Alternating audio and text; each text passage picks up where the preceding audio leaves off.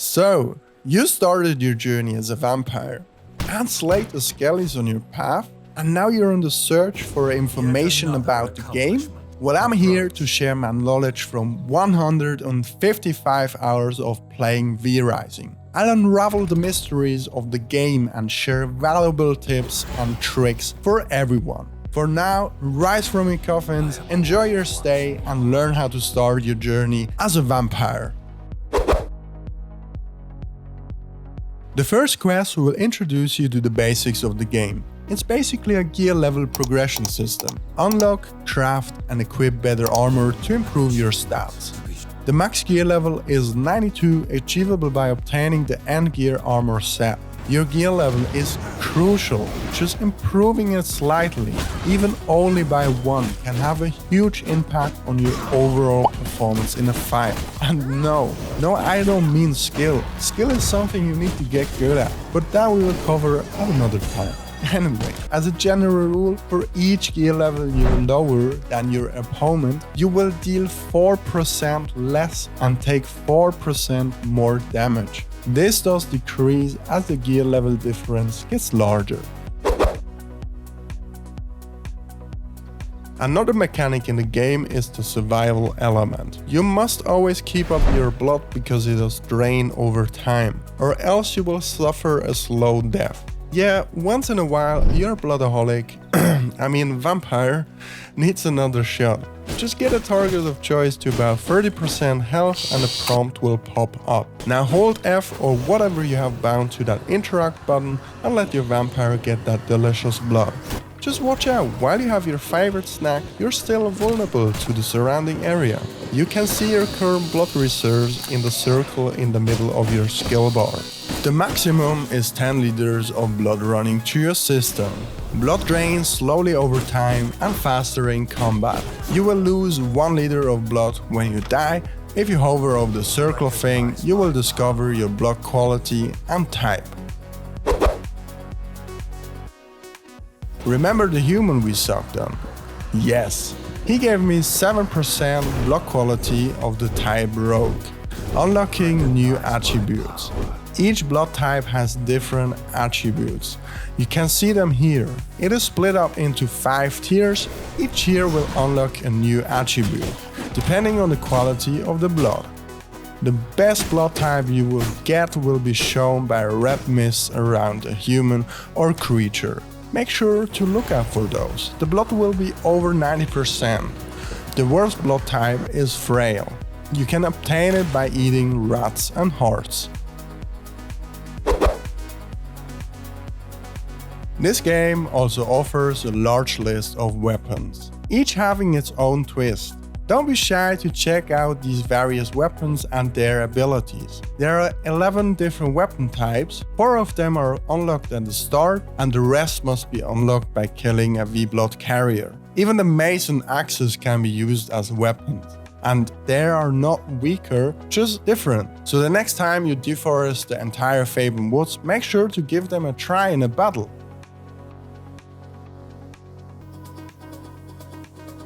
For a long time, my favorite weapon was the mace. There is nothing more satisfying than smashing a giant mace into the enemy's face. But do you know what is more satisfying than smashing a mace? Yeah, you guessed it right. Smashing that like button, as it helps me a lot and shows me what content you do like. Great, now we got that out of the way. Now you gotta choose a good location for your magnificent castle. It is crucial for progression. Unless you like to roleplay the last season of Vampire Diaries, choose a location more centered, but don't leave the Fabled Woods as the upper areas are increasingly difficult. As the teleportation system only allows you to travel without certain items, you will walk a lot if you choose a more off-center location to build. Unless you choose to play in a private match, where you can turn off such silly things designed for PvP. But if you find yourself struggling finding these settings, go check out my next video explaining the best settings for your private vampire session. If it's not out there yet, have a little patience, as I still need to work on that one if it's not released yet. Okay, As you're looking for a suitable location for your castle, sooner or later you will encounter your biggest enemy in the game. Let me introduce you to the sun. Make sure to lube your entire skin into Sun Protection 100 or else your skin will disintegrate faster than you can spell I like burned bat wings. Nah, just kidding. The only way you can protect yourself from the sun is to hide in the shadow. So while you wander around in the daytime, make sure to stick to the shadows. Avoid unnecessary fights and even use the tiniest shadows to save your ass. To protect yourself further, there is equipment and potions increasing the time you can stay out in the sun. Make sure to check on the stats of your equipment you use the next time. And now you have lost a lot of health because you stayed out too long in the sun. But don't worry, there are a few options to heal yourself. The first method is blood mending. Just open the action wheel with left control and choose blood mend. But watch out as this drains your blood reserves and you don't want that to happen. The second one is the option to use Vermin Soul. You can craft it in the crafting menu. It does use very basic materials. For a fast heal, use Vermin Soul first and then Blood Mend. From my veins, I rejuvenate. While you are fighting, you can finish your opponent with a bite. When the feed option does appear, press F and then abort the feeding with a left mouse click. This will kill the target, but you won't get the blood from them, so don't do it when you need that blood. The action will have a cooldown after you used it. Alright, so you survived the wild woods and found a suitable location for your mighty castle. Now you gotta settle down your castle hard. Fill it with your favorite blood favor. A timer will indicate the time you have left until you need to feed it again. And wall in your castle so you can protect your secret stash of Doritos from your sibling. And if you are one of these crazy fellows playing on a PvP server, make sure to add doors to keep unwanted guests out. Yeah, that's crazy, doors can do such things. And if your hands decide to misplace a building piece and you think, oh no, I can't complete my masterpiece. Don't worry, you can move your buildings easily while in building mode. Just left click them and then place them down to satisfy your inner monk. Oh yeah, this is way more satisfying. Things also can be deconstructed for the return of 100% of the used materials. Just select and hold the spacebar. Yeah, very forgiving, and you can even use it if you're missing on resources. Let's move on to the first V-Blood you can track down. Alpha the White Wolf. Basically, just smack that attack button. Where is my voice going? I'm sorry. Basically, just smack that attack button and make sure to use your counter spell, as it is very effective to negate incoming damage and blast the attack right back to its origin.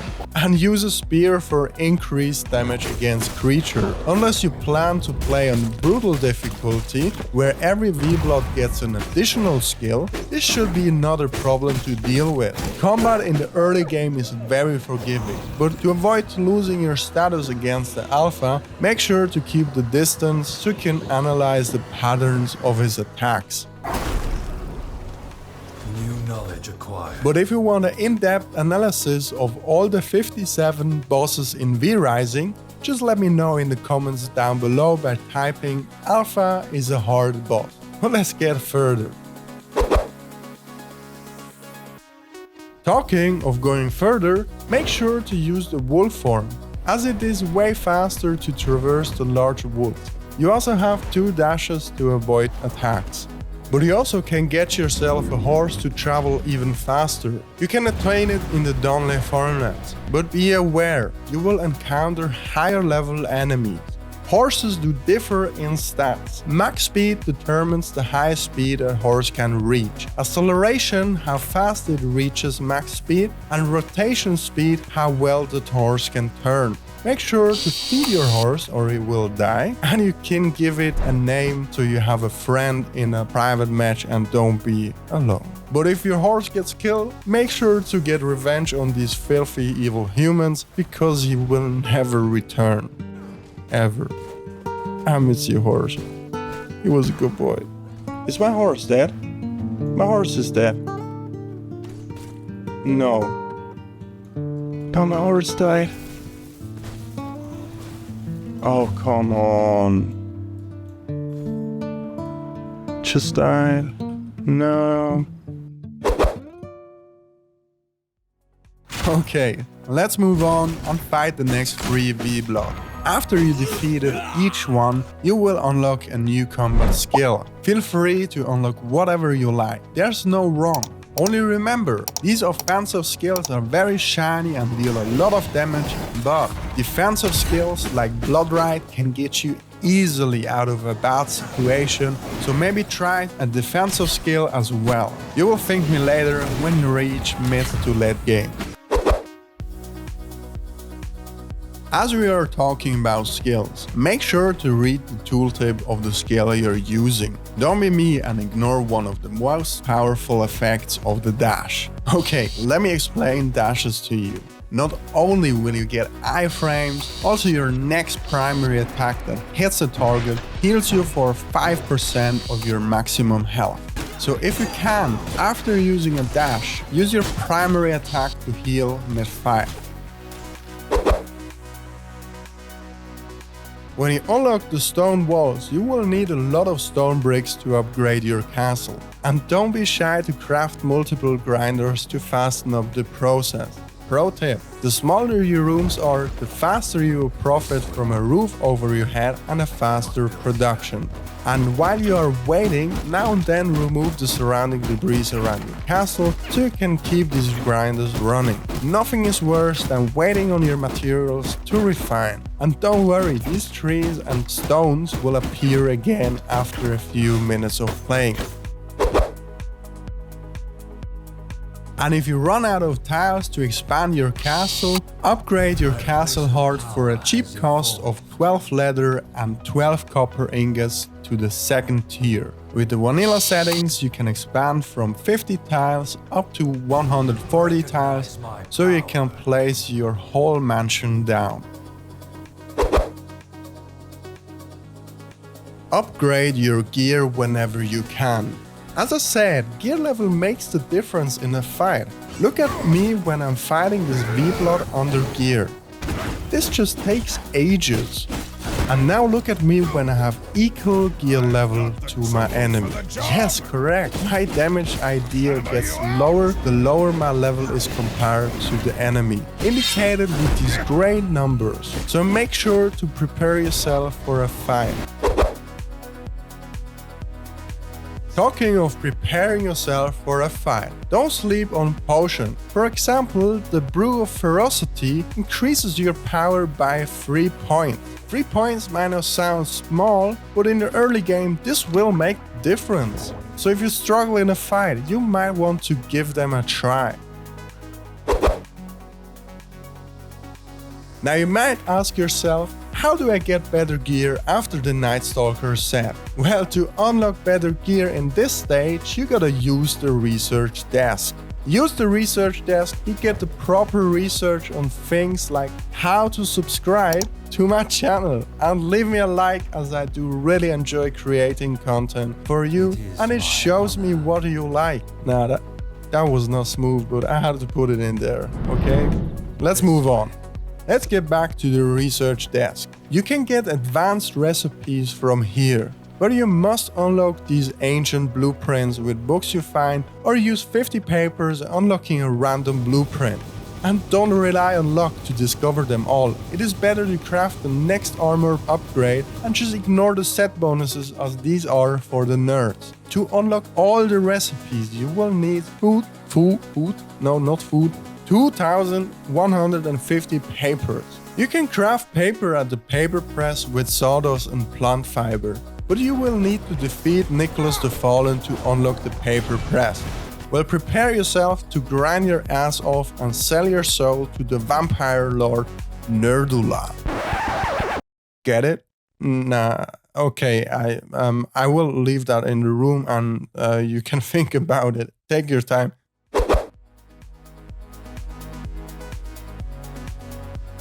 Anyway, the third option is to ask your vampire daddy to just buy you the books. You can get them at these merchants and buy them for your hard-earned copper coins as well as other things. So go check them out.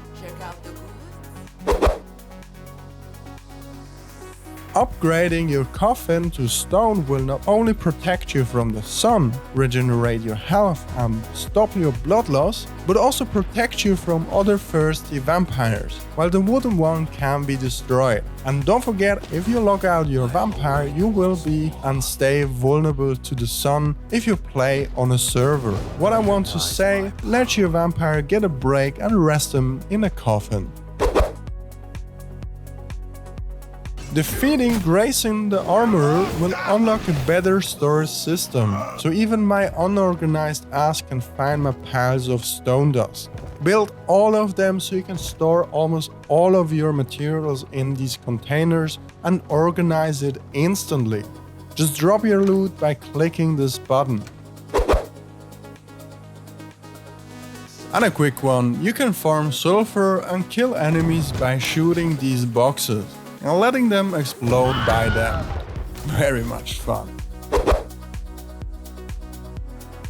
Carriages are great loot sources. Make sure to kill all the humans and get a look at the treasure in the back. There are different kinds of carriages. Some of them are carrying workers with a good block quality and other ones are carrying a massive loot treasure in the back. Unlocking the servant questline. You're granted the task to construct a servant coffin.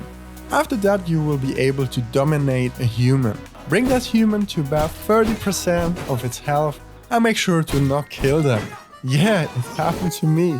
Is that 100% worker? You gotta be kidding me. No. I don't kill her? No! I'm stupid. I'm so stupid. Don't be me and press the wrong button. Please. Alright, use the vampire power wheel to change to dominate human form. And use dominate human spell. Now you just got to walk home and no, you can't go into wolf form. And please, for the love of God, don't press the toggle release skill. And a pro tip for you, you still can use your horse to travel faster. Your human will eat the dust after your trails, but don't worry, he will teleport back to you when you open that castle gate.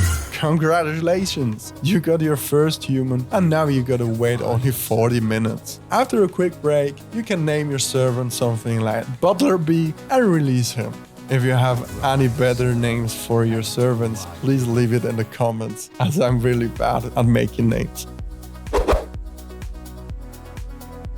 Next, you can make a throne to command all of your servants. You will need 24 stone bricks, 4 reinforced planks and 4 greater blood essence.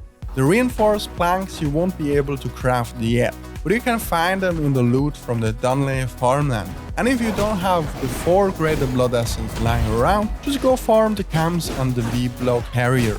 Once you have built your throne, you will be able to command your servants. Each servant you have will get different stats, which is defined by the expertise. Expertise is defined by the blood quality. The greater the quality, the better the expertise. Expertise will influence health, physical power, hunt proficiency, and loot you get. Blood type will determine its first perk, increasing the servant's chances to survive a hunt. For example, a rogue will get a tracking expertise perk, and if sent to the Forgotten Cemetery, which favors the tracking expertise perk, will reduce the difficulty by 100. The second perk will be set by the region the servant has been living in. A bandit in the Faburn Woods will convert to a Faburn Hunter, increasing the amount of loot by 20% secured after a successful hunt if sent to the Faburn Woods.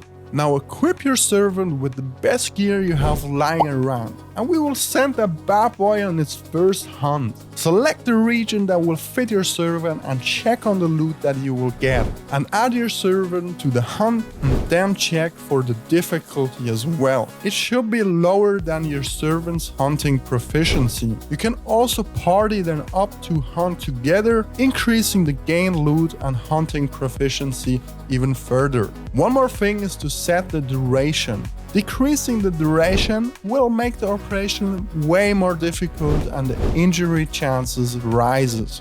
And the success chance can decrease. It's always best practice to use the longest duration as the time is passing in real time. And even if you log out from a private match, time keeps running. But watch out, in a PvP server, a hunting servant can protect your castle.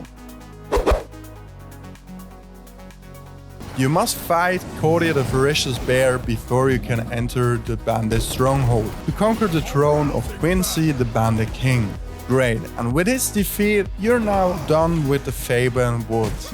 And this should cover the most important stuff from the first act. If you have anything that should be on this list, let me know in the comments down below.